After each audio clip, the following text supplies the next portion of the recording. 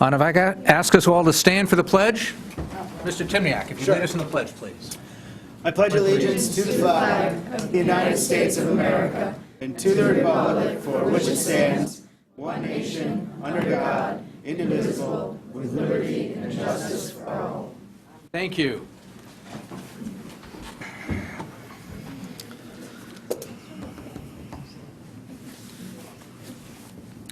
All right, item number 3 on the agenda is approval of the June 5th, 2019 regular meeting minutes. May I have a motion to accept? I'll make a motion. Is there a second? Second. Any comments on the minutes? No. All right, with no further comment, all in favor say aye. Aye. Aye. Mission being accepted. Next up, we have some special recognition for the Happiness Clubs. And is Mr. Lionel Ketchian here today? Oh, good. We've got a little proclamation here for you, sir. And I'm going to highlight some of this, and I'm going to ask you to come up and kind of tell us a little bit more about what you've done. And you've got some amazing record of accomplishment here, and we're thrilled to honor you here today. This is about proudly honoring our longtime resident and founder of the Happiness Clubs, Lionel Ketchian. He's lived in Fairfield for over 40 years, taught a course on happiness at Sacred Heart from '99 to 2002, and was inspired to start a happiness club with an educational nonprofit social group promoting benefits of being happy in Fairfield in the year 2000. The success and popularity of this spread greatly, and today there are over 1,000 happiness clubs around the world. Getting involved in a happiness club helps people accept a positive view of life, deal with things that cannot be changed, and directs their energy to the things that are in their control. Positive emotions have been linked in scientific studies with better health, longer life, and overall well-being. People can also join the virtual happiness club to listen and talk with a happiness teacher once a month, the happiness virtual conference on the phone or internet, the International Thrive Circle, and share postings on Yahoo's Cyber Happiness Club 1. In addition to hosting monthly meetings, Lionel, whom one newspaper dubbed the Happiness Guru, is a co-host of a weekly television program, The Happiness Show. He and Dr. Bernie Siegel, one of the world's most respected spiritual leaders, share expert advice on topics relating to health and healing on the Mind Health Matters radio show. Lionel wrote Food for Thought, a book containing inspirational words of wisdom, was quoted in the Oxford Dictionary of American Quotations, was featured in the New York Times, and wrote numerous articles and columns, including the Be Happy Zone columns in the Fairfield Citizen. In 2014, Lionel was inducted into Stanford University's Happiness Hall of Fame. Lionel helped start the first Happiness Club in American public education at Norwalk's Brian McMahon High School and the first college Happiness Club at Columbia University. Now, therefore, I, Michael C. Tetro, First Selectman of the Town of Fairfield, do hereby proclaim Wednesday, June 19th, 2019 as Lionel Ketchian Day throughout the Town of Fairfield. Congratulations.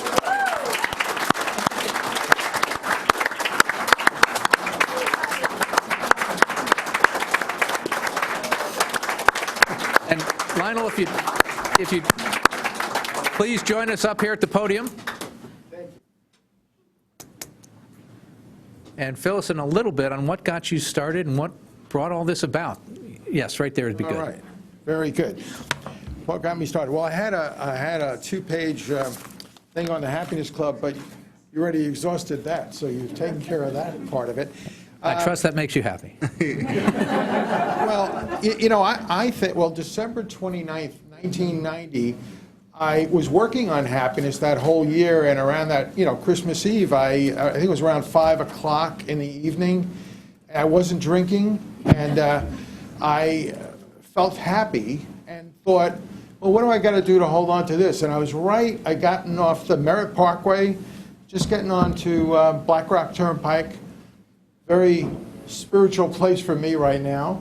And I was going over to the gas station to get gas, and I had... oh, okay. All right, great. So I found that I can stay happy for 29 years. And then not only that, but because it was so beneficial, rewarding, to prove how how healthy being happy can be. At 130 years old, I think happiness is, shows you, it's proof beyond, reproach that it works for everyone. And I was able to hold on to it, and more than that, it took me about 9 years of incubating my own happiness to say, I got to share this stuff with somebody else. So I started teaching at Sacred Heart.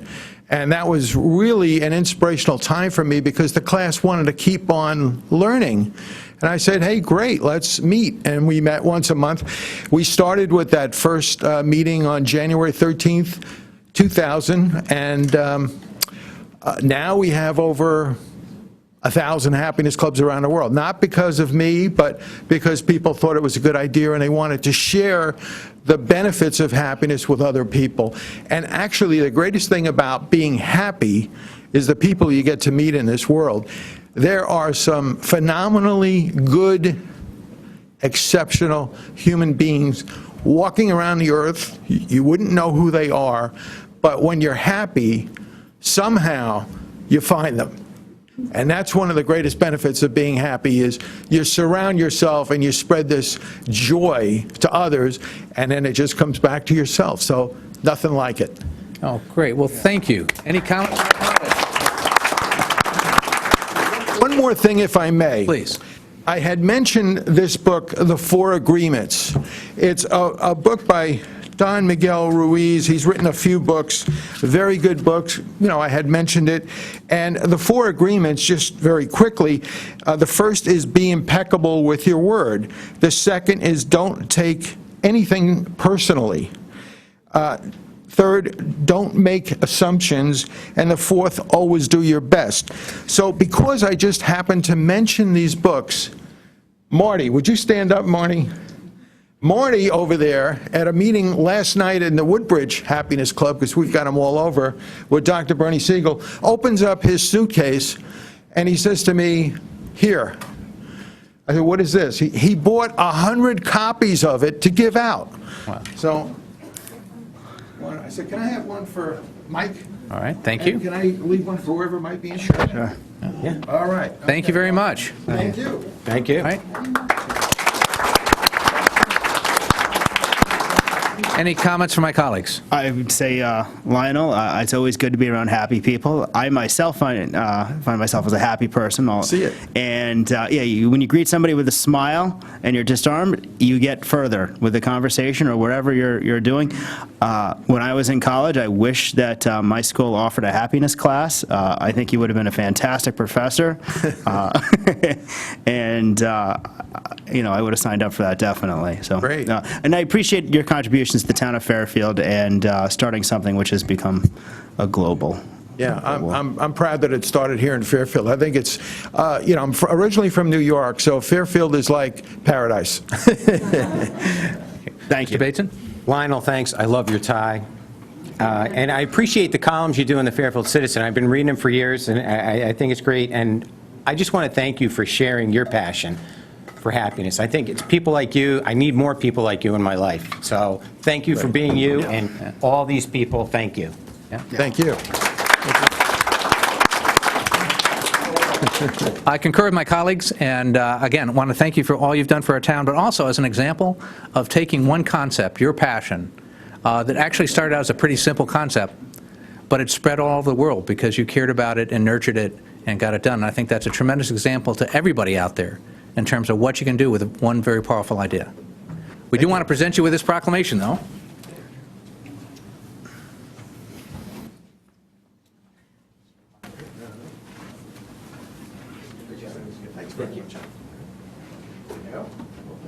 Wow, guys, look happy.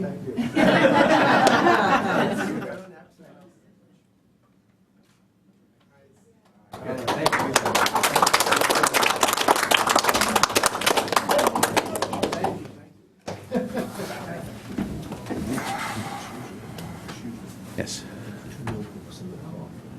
Okay, thank you.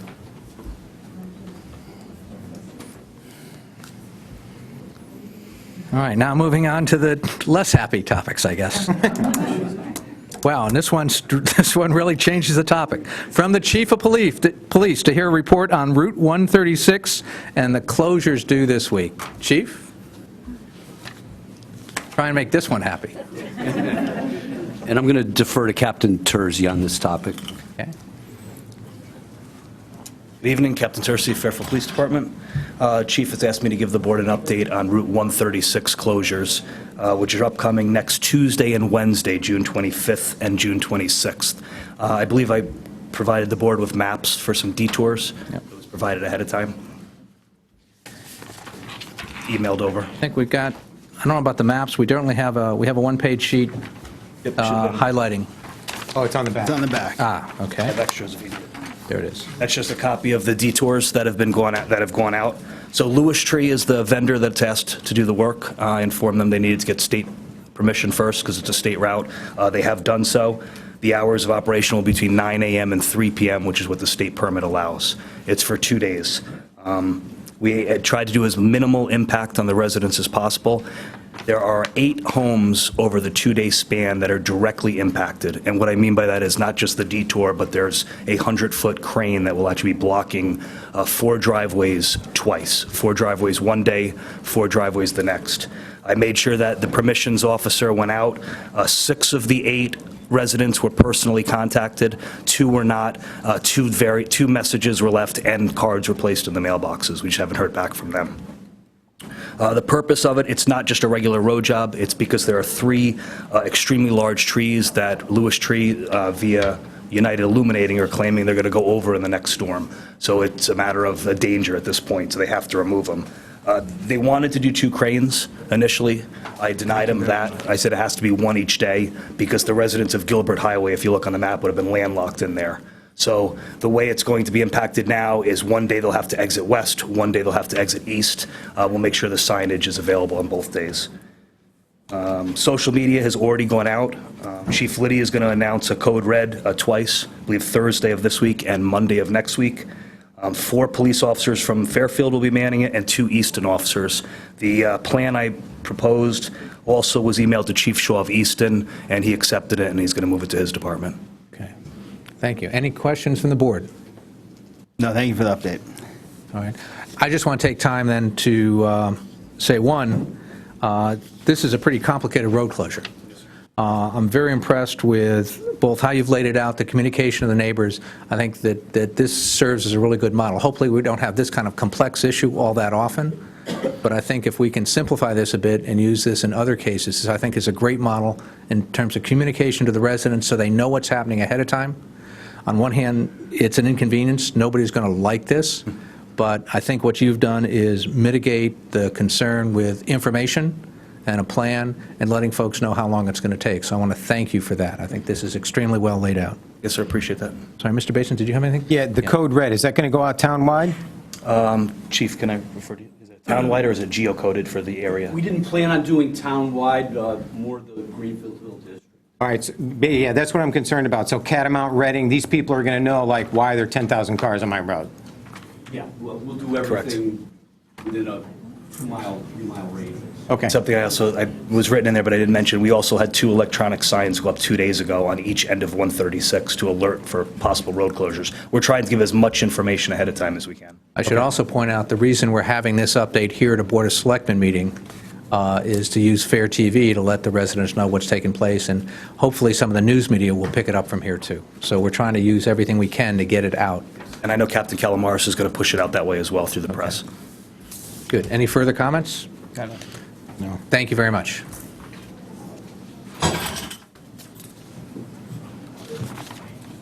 All right.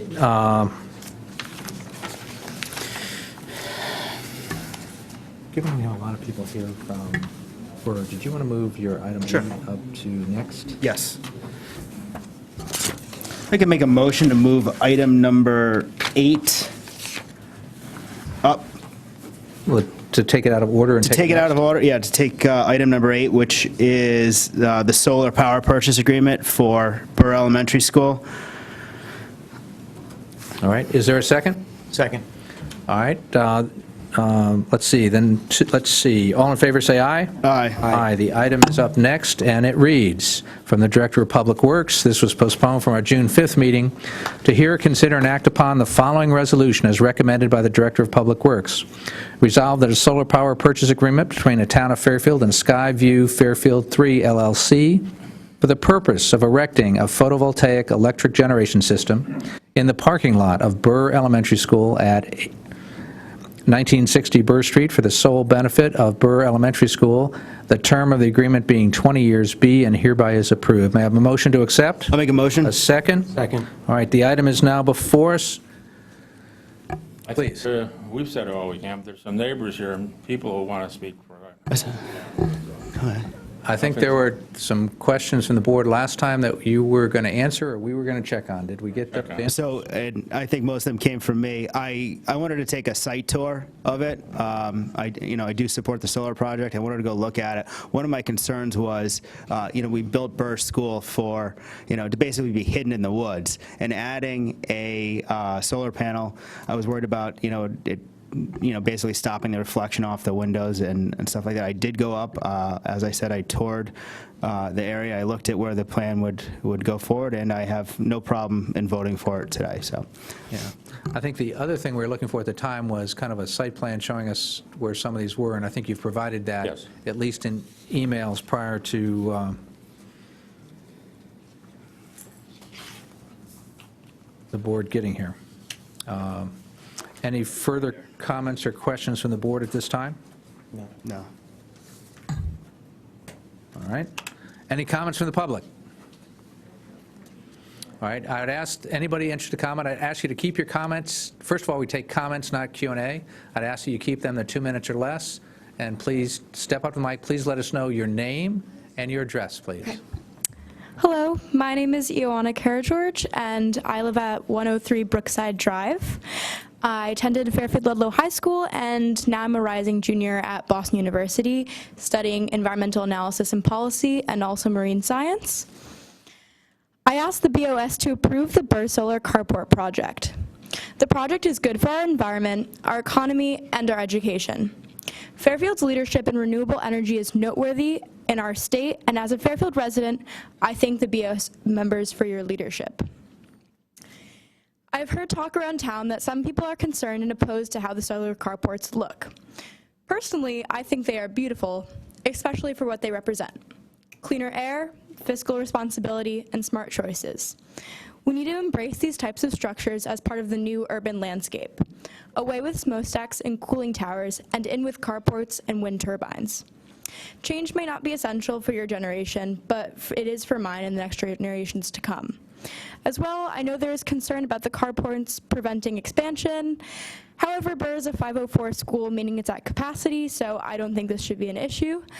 Before you consider opposing this project for how it looks, please consider all the incredible things that need to happen to bring this project to the decision point tonight. Technology was developed to cost-effectively convert sunlight into energy. Our federal and state governments created policies and programs to encourage solar development, and a local developer invested its time and resources to design, calculate, and render studies and plans. Our local volunteers worked tirelessly to meet with the public, the school system, the Burr parents, and the Burr neighbors to consensus for the final layout. And also the Board of Education strongly supported the project, voting 8-1 in favor. The final decision is up to the three of you. Please do the right thing for our future, just like you have done many times before. Thank you. Thank you. Thank you. Okay, that's all I have to say. Thank you for listening. Is there anyone else from the public that would like to comment? Please just state your name and your address, please. All right, my name is Asad Said. I live on 579 Judge Street. Originally, the speech was meant to be about Burr, but I think it should be about all future carports.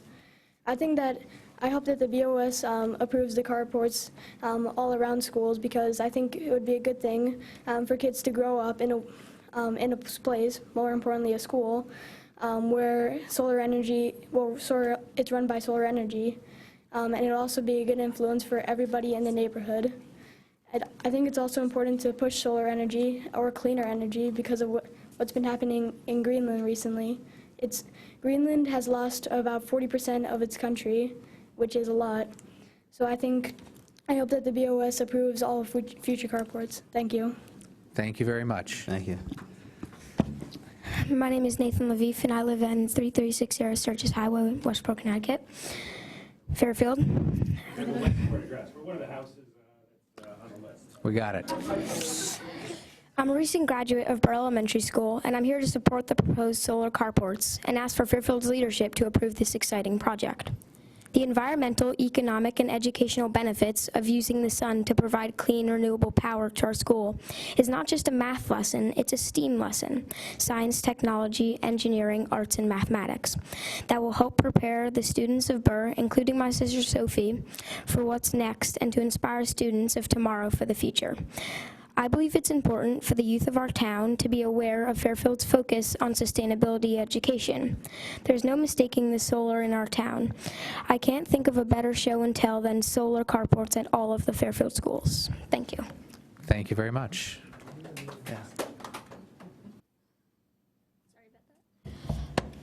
Hello, my name is Forrest Hendler. I live on 3115 Reading Road, Fairfield, Connecticut, 6824.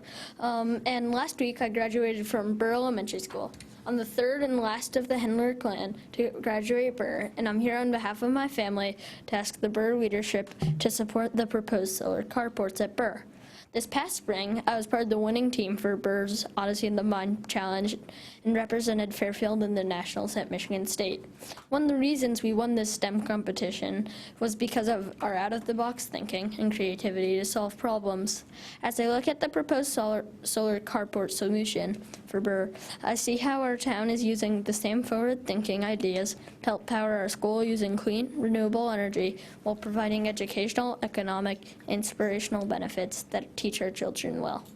I hope you can look forward to seeing how the children of Burr will benefit from solar carports and their economic and environmental benefits.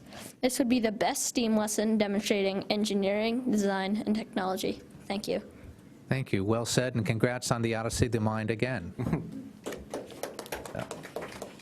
Good evening. My name is Daniel Vahey. I live at 1625 Melville Avenue, and I'm a junior at Fairfield Ward High School. I've come here tonight in support of placing the solar panels at Burr, and with energy production being a massive chunk of our fossil fuel emissions, it's time for us to lessen our dependence on such fossil fuels. We cannot solve a crisis without treating it as a crisis. We must act as if the house is on fire. Concerns over aesthetics and looks should not be considered as part of this decision, and we must act in order to preserve the only planet that we have. Thank you. Good evening. My name is Lena Kufferman. I live at 877 Westport Turnpike. I'm not testifying about the former thing. I care about that much less than I do about solar carports. So I'm also a much older graduate from Burr Elementary School, and I know for certain that my quality of education, despite the plans to make Burr a very secluded area, it would not be at all hindered or lessened by the fact of solar energy. So I did a little bit of research before this, despite this being a slightly spur-of-the-moment thing. But basically, in the US, in order to cover all of our electrical needs, we would need to use just about 20,000 miles of solar panels, accounting for about 0.5% of all land. And in Fairfield, we are, I think obviously when you look around, it's very beautiful, one of the richest towns and one of the wealthiest and most able towns to contribute in this country. So what I say we do is contribute to a more environmental and economical society, both in Connecticut, in America, and across the world. We know that the environment is a very, very pressing issue, and it is within our hands and now your hands to make a positive decision. So thank you. Thank you very much. Is there anyone else from the public that would like to comment?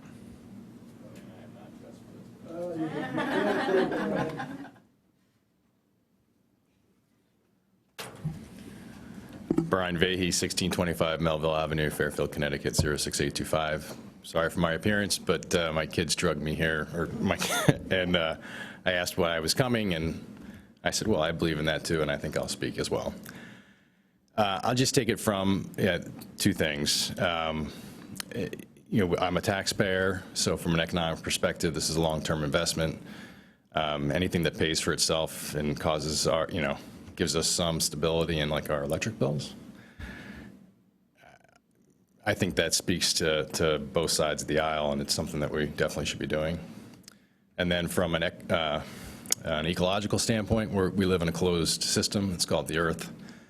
From where I stand, anything that we can do to become like a carbon neutral or a zero impact is something that we all should do. And as Lena already expressed, we live in a place where we can do that. So by producing solar energy, we're going to be, it's an offset for what we already consume. Can we get to a net zero? I don't know, but anything we can do to fix the carbon offset would be a great thing. So, Thank you very much. Any further comments from the public? All right, seeing none, we're back to the board. Any further comments from the board? I want to thank everybody for coming up and speaking. I agree with the solar. I think it's fantastic. I think it looks better on the roofs than the carport area. And I did go up and I toured it. And I'm ready to vote in favor of it. All right.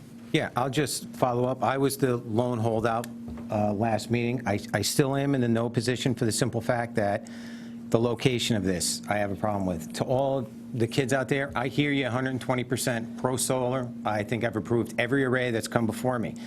My concern at Burr, living in that district, having a daughter that went there, is it concerns me at the elementary schools, the small footprints.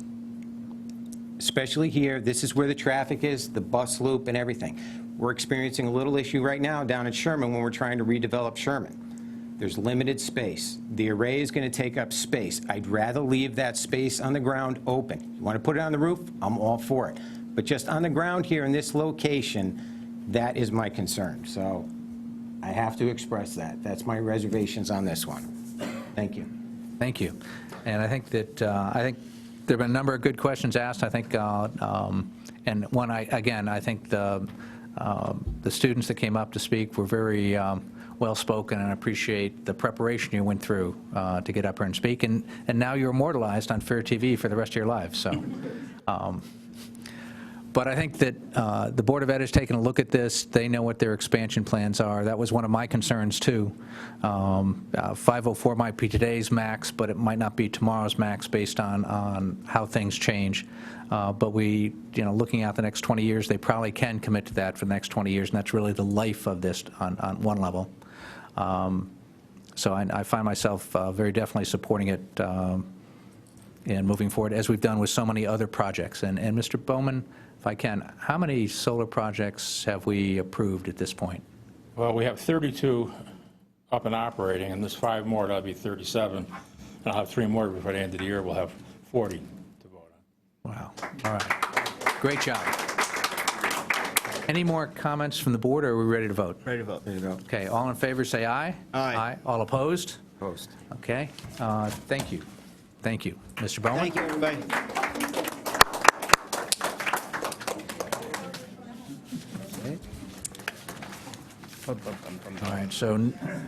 All right, next up, we have a report to hear a presentation on the U.S.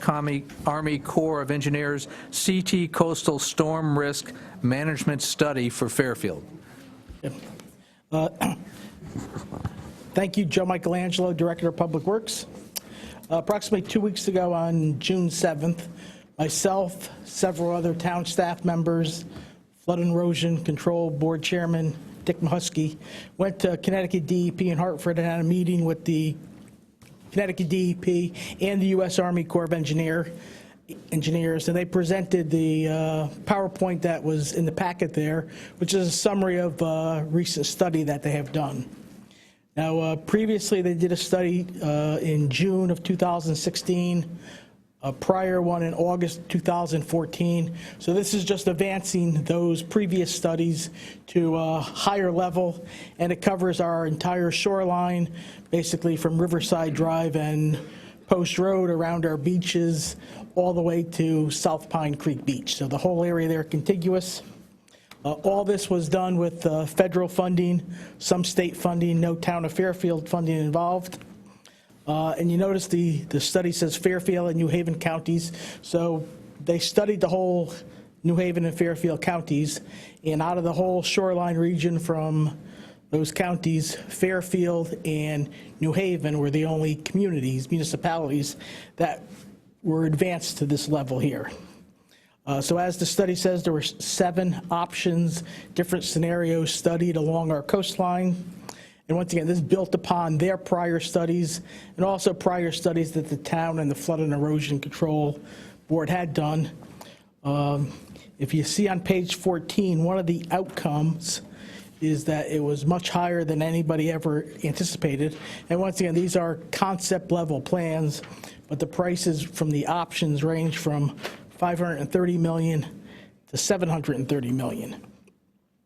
And a couple of reasons for that: the tight spaces drive construction costs. It changed the methods, which increase it higher. So is that just Fairfield or Fairfield and New Haven? That's just the town of Fairfield for the Thank you. approximately 5 miles that along our coastline. Joe, did you want to step us through one or two of the plans just so folks can see what these dollars relate to? Sure. And if you look on page 10, slide 10 would be a good one if you could see. I'm not sure I think you have the same slides as I do. Slide 10, so once again, it would be a barrier that would go from Riverside Drive, follow Riverside Drive into the open space by the, behind Riverside Drive between the marina, go through the marina, use the dunes at Jennings Beach. So the blue line is the wall that you're talking about, or barrier that would be constructed. Correct. Green along the beach is the dune. Correct. So once it leaves the along Fairfield Beach, turns into a wall again at various stages. It meets our hardening around our wastewater treatment plant. Then it curls around to Pine Creek and protects that area also. And there's a couple different scenarios where one of the scenarios is on the water. Yeah, just to be clear, these red dots here are homes that are not protected. Correct. So on every one of those sequences, it shows which properties are in and which properties are out. So the do nothing option, which the last one shows how many properties are in Fairfield now that are in the flood zone. Once again, these are planning level maps, but it gives the concept. So on page 11 or 10, or any one of the ones with the maps, Yep. is there a number which correlates to page 14 with the price tag? So I see they're listed A1A, A1B, A1, A2A, A2, A3, A4, but I don't see any of the A's on the map. Correct. Alternative 4. Yep. I guess that would be A4. Yeah, and they don't correlate exactly. I could get you that information. I don't see it referenced on the map. I see it. Okay. I see it. It's there, okay. It's there. See it, Mike? Alternative 3. Ah, okay. It's the one you just described for the people, for the residents at home. That is $546 million. Correct, and that's a planning level estimate. And as I mentioned, the tight spaces, the construction method, the height of this would have to be 15 at elevation 15, and property rights would be a considerable part of it also. And at this stage, there's quite a contingency added to those numbers, but once again, it was higher than even the Army Corps had expected this to yield. I think it's also important to point out that at the bottom of the chart on page 14, it talks about the implementations costs are split 65% by the Fed and 35% by non-Fed. Non-fed, does that mean us? Yes. Or unless, Or homeowner. unless there's, another grant possibility, but it can't be the federal, it has to be state or local. Can I just jump in here? This plan, this $546 million is to construct that flood protection, but all those houses in red, they're just on their own? Correct. So I believe that one there, largely that plan is just the peninsula is not protected in that plan. So, correct, you wouldn't build it, there would be some on the seaward side of the flood protection. Okay. I think if you look on page 9, I think that's the option with the, is that with the fewest homes left unprotected, Joe? Correct. Yeah, so that's the most aggressive as far as building it right on the beach. But once again, there are still, quite a few red dots there. And just to be clear on a number of these, and perhaps we can see it a little bit on page 10, just for illustration purposes. What are those yellow dots that are along the wall, Joe? Okay. If I could just look at your sheet quickly. The yellow dots are the flood control easements? It says closure structure. Yeah. I think that'd be like a gate type thing or street. Correct. Those. Right. Yeah. Yeah. So on some of the non-through roads in the beach area, the proposal would be to put a gate that would close during flood events. This way, there won't be a permanent wall there, but you can make it flood-proof in emergencies. Would there be road closures somewhere? One of the plans did account for actually closing some of those through roads. And just one of the reasons for asking Joe to come in, I had a chance to listen to it. I couldn't get up to Hartford for this. I had a chance to listen to it on a conference call. And I wanted to make sure the board was aware of the fact that the Corps went through and did this work and took a look at what it would take to really mitigate significant flood damage in the beach area. And we did it at a Board of Select meeting, so our residents would also know that. Look at the size of the costs involved, and that's without getting into some of the situational trade-offs. You're talking about building walls or a berm along the beach area, which would impact significantly folks' views. You've got some folks we couldn't protect. You've got some, in some cases, proposed 1 or 2 streets that might be closed off.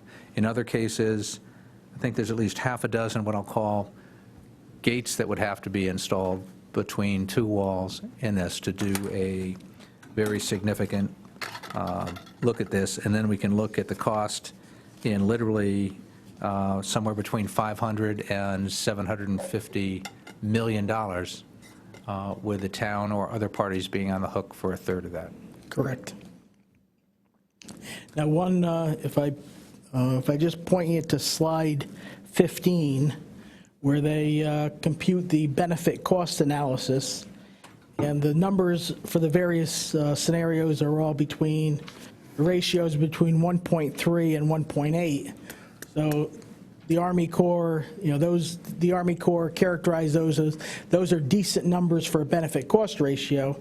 But when they say a decent number, it's enough to possibly advance it further, but most likely it's not enough to compete for a project eventually on a national scale. Typically, projects that are implemented according to them have higher ratios.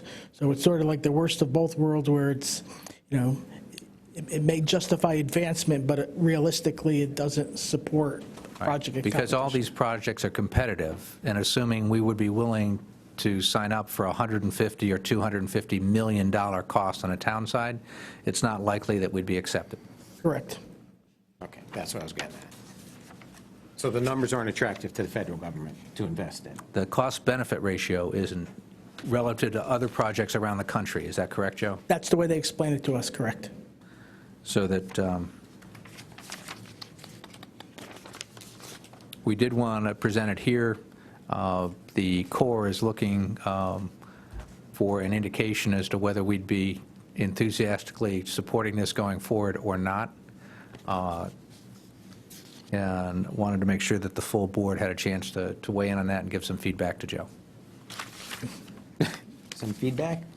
Thanks, Joe. Thanks, Joe. My only issue is besides the numbers, which are not appealing at all, did you learn anything from this exercise? Yes, I did. Once again, from our previous study, from their previous studies, which were pretty good, this gives more detail to them. So, yeah, I think that it does give us some, something to go forward with. And one of the outcomes of this, because a flood wall at 15 foot high in the beach area, where elevations are at 5 and 6, may be untenable. But once again, that 15 was higher than we had envisioned in a lot of the previous ones. If you have a 6-foot wall between you and your neighbor on the beach, that's not much different than the stockade fence that me and my neighbor have 2 miles inland. But once you start getting to the scale of a 9 and 10-foot wall, that's probably unbearable to fit through our beach neighborhoods. The Flood and Erosion Board is meeting tonight, and Mr. Mahusky will be giving them a similar update, so we expect their concurrence also. And I would say these maps are fantastic. I think it's worth the money to have it on record. I think it gives... Especially since it wasn't our money? Right, exactly. I think it gives credence to exactly what we've been hearing from the Flood and Erosion Board for many, many years and the work they've put in there. We've always known it's an expensive solution. My big concern is, Fairfield Beach Road, when you turn down, it's always been my concern because I've seen other areas where the government said, you know what, you can no longer occupy. You have to take that down. And Stratford, Connecticut had that with Long Beach, where they removed like 20-something houses in that area. And finding a solution, because when you look at it and you look at our grand list and you look at the residents who live there, the numbers we're talking about are large in the $500 million range, but when you're looking about preserving Fairfield of where we're at and the multi-million-dollar homes we have on the coast, it's a real conversation which has to be had by this board and other boards in the town, because we heard earlier from the students the rising sea levels and the situation which is going on with the environment. We don't know what's going to happen in the future. I think this is a great step. It gives us something to really, really kick around, but I think it also kicks up the urgency for us to examine this further. I would agree with that. I think that one of the takeaways, certainly we want the residents to know that we are looking at this. All right, these numbers came in higher than anybody expected. But that tells me it was a serious look by the Corps. They looked at 6 different options and played it out a number of ways. And without making dramatic changes, it's hard to stop the water from coming inland in a very flat area. It also answers the question that I was asked, my first question at a first public meeting after Storm Sandy. One of the residents stood up and asked me what we're going to do to make sure this never happens again. Well, this would be the option, to make sure that never happens again. But there's quite a price tag with that, especially if the town is on a hook for a third of this. And $500 million, I think, was the lowest number in the package. Right. It went all the way up to $750 million, almost $1 billion.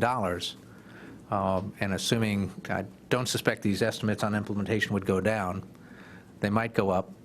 In some cases, they involve taking property. I don't think that was a lot, but there were some properties that would have to be bought out in order to complete the construction of this wall. As well as pumping stations and road closures, and it would dramatically change the look of the Fairfield coastline, the beach area, and having a big 15-foot wall running across that, or dunes along the beach area at a comparable size that would impact anybody's ability to see the water. So thank you for working with the Corps to get that through. Mr. Bateson, did you have anything to add on top of that? No, I hear your comments. I agree with them. I'd just like to add that I would qualify what you said based upon the fact that this isn't even the solution, because we still have a lot of red dots there. Right. And that's it. Yeah, it addresses some of the issue, but we're still leaving a large chunk of dots out there that there is no solution. So that kind of... It addresses it for about 90% of the homes, I think. How many homes did we identify in the whole area? I believe there was Yeah, Or 3127. 3,000? The map with the fewest red dots was about 100 red dots? I believe it's more than that. I think it's in the order of 300. Okay, so about 90% of the homes would be protected by the $750 million case? Correct. And that would leave 10% not saved. And when you look at projects like this, certainly if you get down to Stanford, which has a multi-billion-dollar floodgate at their harbor to keep downtown from flooding, it's got a berm that you can drive a car on, and they do. It's got a good 20 or 30-foot wide top that'll tell you how big the berm is overall. And that leaves lots of Stanford unprotected below the berm. That berm is not along the water level. It's somewhat north of the coastline. Correct. All right, Joe, thank you. There's no other further questions? Joe, thank you very much. Thank you. Thanks, Joe. Thanks, Joe. All right, so that's item 6.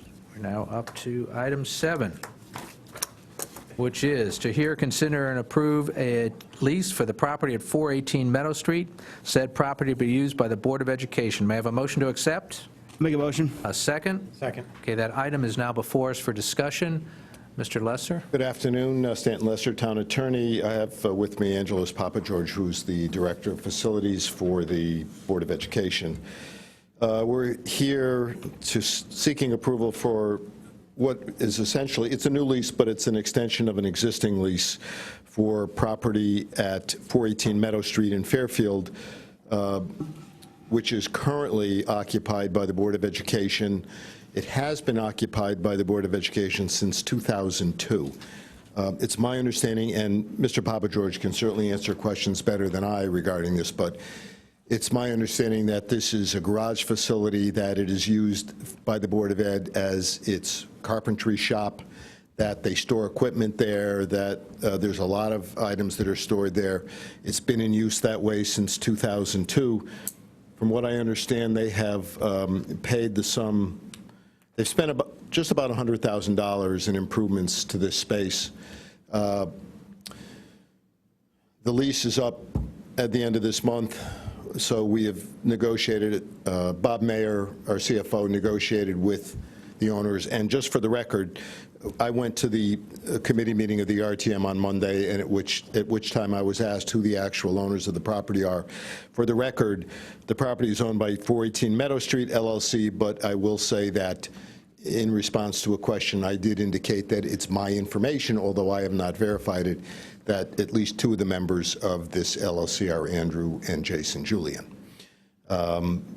So apparently there is a great need for this. I think our first selectman might be able to better explain than I. It's my understanding that a couple years ago there was a search made for other space. That's what I've been informed, that they haven't been able to find any, and this is, from what I understand, space that is vital to the operation of the Board of Education. The lease itself is essentially the same as the prior lease. The terms are essentially the same. What we did was the prior lease had a 2% per year escalator, and Mr. Mayer, our CFO, negotiated that the lease will continue. It's a fixed 10-year term.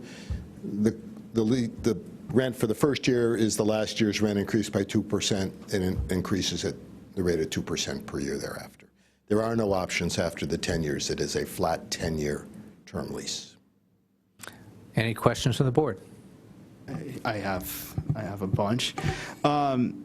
Just for the record, are the Julians suing the town of Fairfield right now? I'm not sure if they're individually suing them, but yes, we have we have cross suits with the Julian Corporation or LLCs, yes. Okay. And what's the value they're suing the town for? I don't know. I think the damages are unspecified, so it's substantial. Substantial, okay.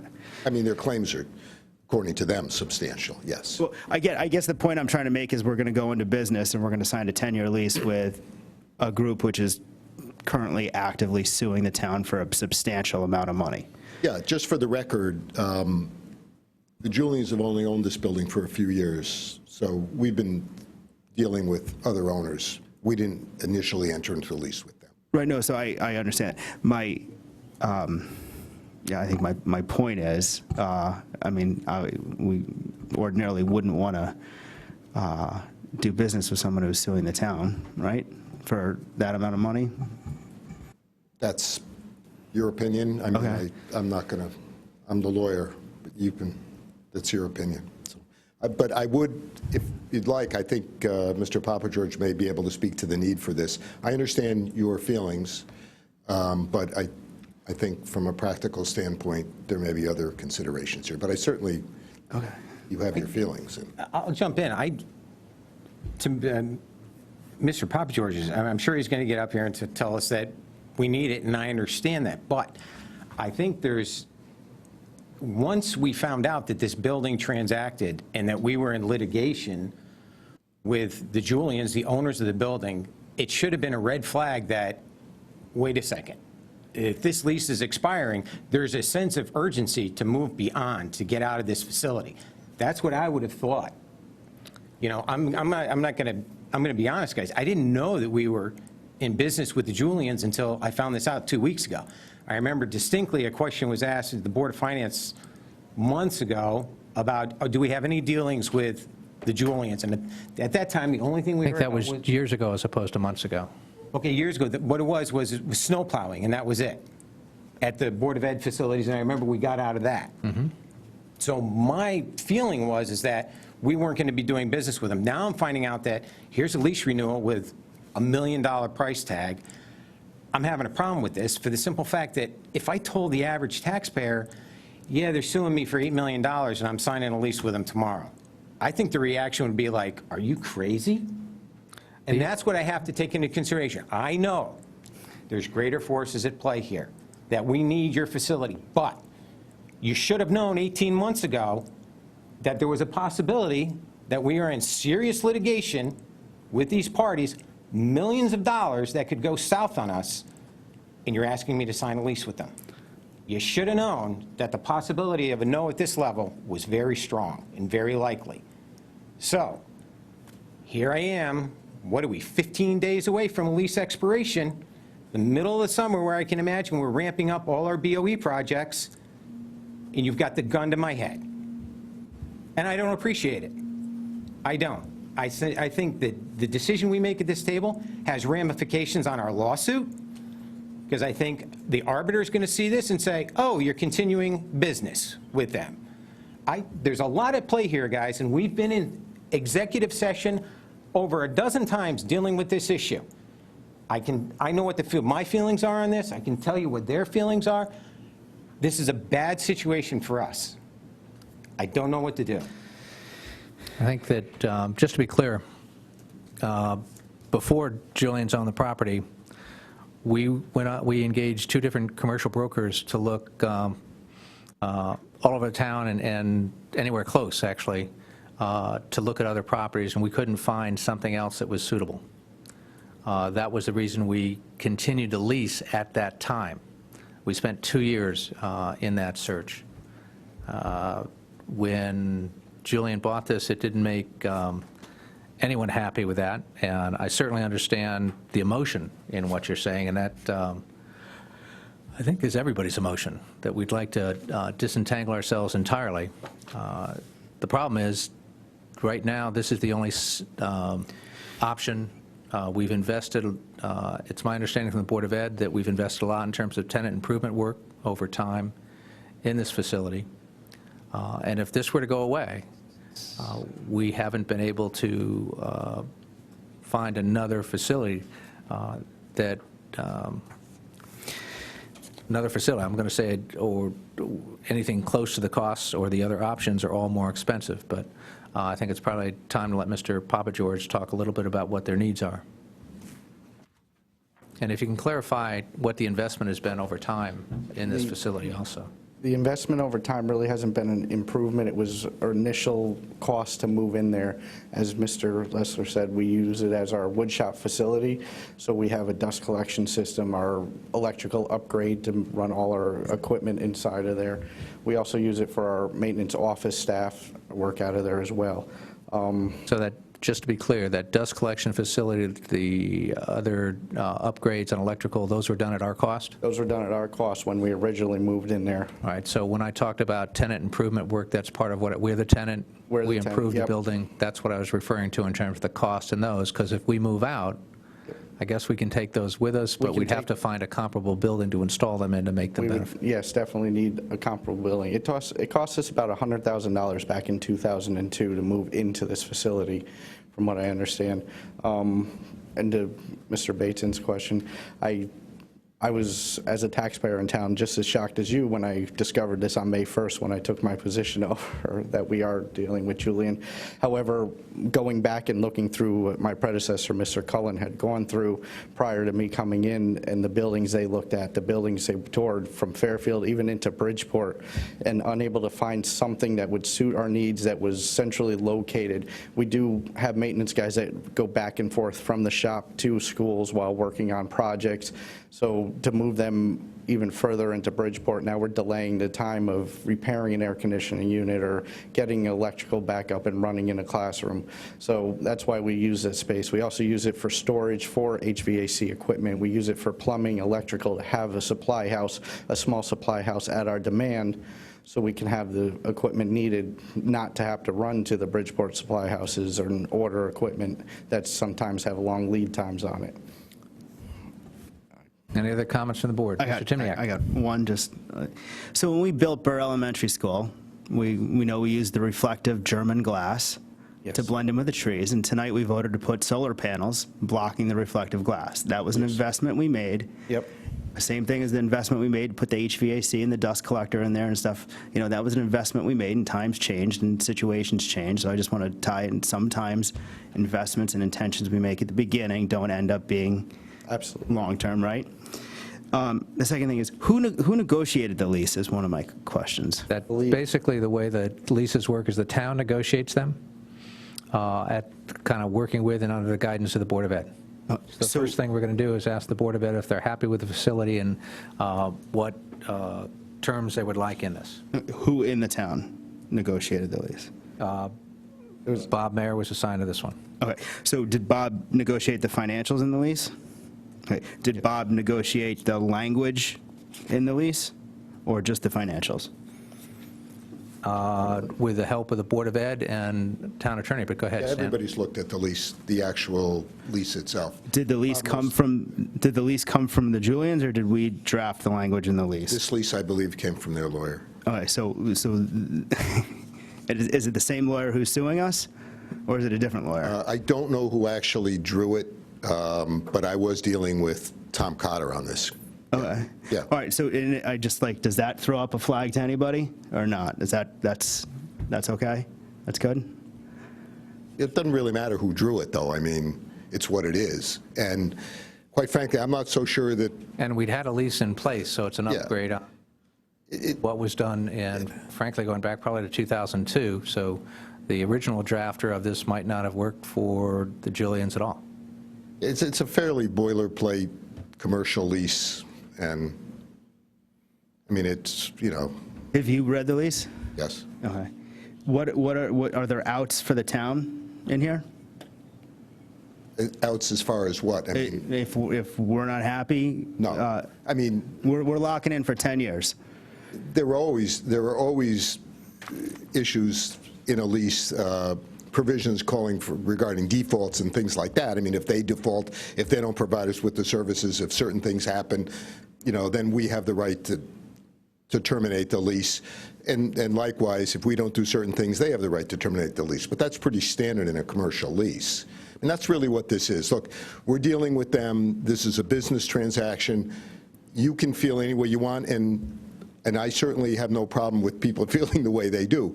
On the other hand, we need what we need, and we're making the best of the situation. And it's, from a price-wise, you know, we're only going up 2% over the last year, which is a pretty good rate. I think Bob negotiated a pretty decent deal. We're just continuing on with the rent the way it was, and we're just continuing in the space. The fact that they're happen to be our landlord, yeah, you don't like that, maybe, but I think kind of that's the way it is. So if we need the space, we need the space. That's my own as a lawyer. this is who we're dealing with, and sometimes you have to do that. Mr. Bateson, sure. If we're going to move forward with this, I need to see two things. I want to see the old lease, and I would like to see some sort of market analysis, because it sounds like you're saying it's reasonable. But I want to see a market analysis of, I'll call this garage space, or whatever it is, to see if we're even on par. I haven't seen anything like that. I guess I'll say fair market value assessment on that. But how firm in stone is this? I mean, is there any way can we go back to the landlord and say, give us 6 months? We got to figure out, I'd really like to get this litigation solved before, if there's an amenable solution to both parties on the litigation, I wouldn't have a problem. So the answer to your question is we can always go back to the landlord. And quite frankly, this lease has a provision in it that even though it's been signed by the first selectman, there is a provision in the lease that says it's not in force, it's not binding until it's approved by the appropriate bodies, which the law requires anyway. So the answer to your question is yes. Would you have a problem if I went down that road and asked the negotiators of the lease to go back to the landlord and say, can we have 6 months to look at a further review and maybe a possible resolution of the litigation? So, okay, so whatever you would like me to do, I'm happy to do, but as your lawyer, there's a couple things I need to explain to you. We can do that. There will no longer be a lease in force. We will be month to month. We will, in all probability, continue to pay rent at the same rate. Now, I don't know what the old lease says about holdover, so we'll technically be a holdover tenant under the old lease. Sometimes commercial leases provide that the rent jumps up on a holdover, so we have to look at that. Could I ask that you check that ASAP and let this board know by tomorrow what the status of that is? I will do that. The second thing is that unless we have a signed lease, they can go out and market this space. And we are taking a risk that they will say, and you have to understand that. So again, I'm happy to do whatever you'd like me to do, but there are risks associated with that to the town.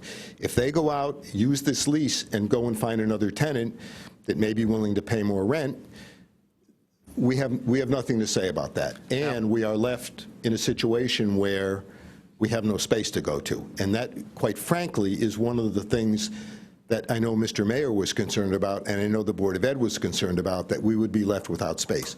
I'm happy to do whatever you like, as long as you understand the risks and are willing to take them. Just to clarify, as soon as we initiated this suit with Julian, I notified the superintendent that, in fact, Julian may not want to lease to us anymore.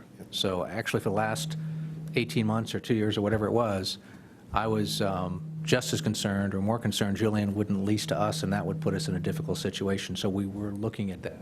And there aren't a whole lot of other options out there.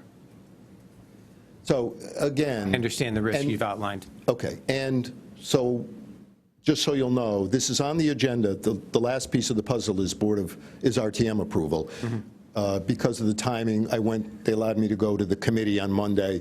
The vote will be on Monday, but if there's no vote here, then there won't be a vote on the RTM. Only if it gets passed here. Correct. If it doesn't get passed here, the RTM vote will not take place. Otherwise, we were planning to have it approved Monday. So I will try to get you the information by tomorrow. We can get an old copy of the lease. We should be able to look at the old lease, and we should be able to look at the holdover clause and have that resolved by tomorrow. And he would also be able to feel out the landlord to see if they're amenable to this. Well, when you say amenable, so all we're doing is we're saying we're going to hold off on signing this lease for 6 months, but they're going to, if I were them, I would say, yeah, fine, but we're going to do what we're going to do. We're not going to, and they may say, we'll hold it for you for 6 months. I will ask them to. Okay. But I don't know what their response is going to be. And they may Gentlemen, say, that's where I'm leaning right now. Yeah. You just, unless somebody has a better suggestion. Well, I think your question about getting some market information, I'm very confident that we are in that line. However, I think it's reasonable that you ask that, and it's reasonable that we provide that, and certainly getting an answer on the holdover clause makes sense, too.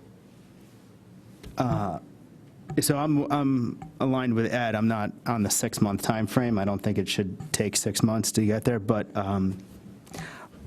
I have a couple of questions and maybe some counter suggestions which would go towards negotiating, and I'm wondering if that would be more appropriate in an executive session. either that or you can just talk to me if you have suggestions. Happy to talk. Just, Chris, it's up to you as to how you want to do that. I would prefer, quite frankly, not to do it here, so. Yeah, no, I understand. On Fair TV, but. No, well, definitely, and I know But I'm happy to we're on the edge here. Certainly, the passion in our position has been out to the, to the press and the public on Fair TV of what we're debating. But there's a couple of details I'm looking at here. I would more. I can talk to you tomorrow morning if you like. Yeah. Do my other members of the Board of S have unless something you- similar? Unless you wanted to hold a private executive session now?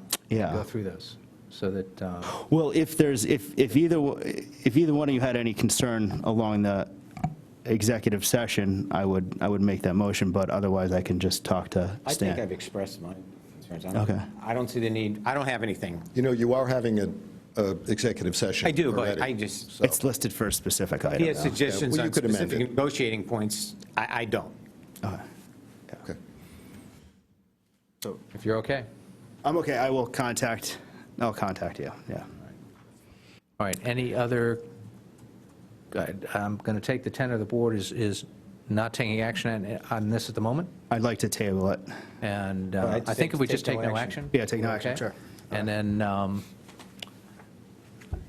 Stan, do you understand the direction from the Yeah, and board? I will talk to Yeah. Mr. Timniak tomorrow morning and see what we can come up with. So I don't want the message to be I'm ruling this out. Okay. Collectively, I'm looking for more information. My frustration's been expressed, but I am interested in finding a solution for the Board of Education. I do understand the dilemma, and I also understand the timeline. The timeline of trying to get this done through the RTM as well. So with that expressed. From an action item standpoint, you're going to talk to Attorney Lester tomorrow. Yes. Did you clearly describe any information that you want back, Mr. Bateson? Yeah, the previous lease and the market analysis. Yeah, I don't know how long it'll take to get that, but I will reach out. We typically use some brokers. Previous lease is easy, and I believe we checked with some brokers in the market before going through this. Whatever, so emails, whatever you got from them. I think that we should be okay. I don't know if I have it, but I can reach out to someone tomorrow morning and see if I can get some info for you. Right. Yeah, I believe that was one of the steps we went through as part of this, so. Okay. All right. Thank you. And just make sure all that information is timely. It sounds like I heard a couple of years ago we visited this. I don't want something to come across my desk from 2017. I'm not sure that I'm going to get anything in writing from brokers. I'm just saying. But I'm going to reach out and. It sounds like Why don't guys you looked find at out it. what we have so far? Okay. And take a look at that. Yeah. I'm good with no action right now. All right, thank Thank you. you. Thanks. Thank you. All right, the next up, item 9, from the tax collector to consider and act upon tax refunds is recommended the tax collector in the amount of $7,487.06. May I have a motion to accept? I'll make a motion. A second. Second. Any further comments? I've confirmed it's correct. All right, thank you. All in favor, say aye. Aye. All right, item 9. Next up is item 10, is private executive session pending litigation, McLean versus Board of Ed. May I have a motion to go into private executive session? I'll make a motion. A second? Second. All in favor, say aye. Aye. Aye, all right.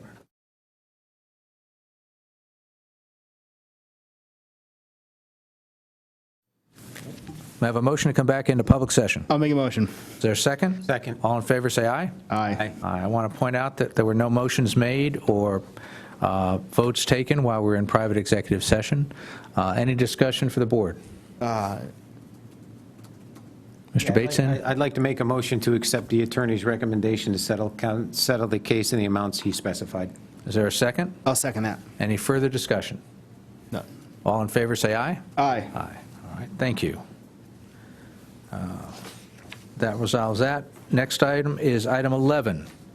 To hear, consider, and act upon any other business that shall properly come before this board. Is there any business? No. Motion to adjourn. All right. I heard that. All in favor, is there a second? Second. All in favor, say aye. Aye. Thank you. Thank you.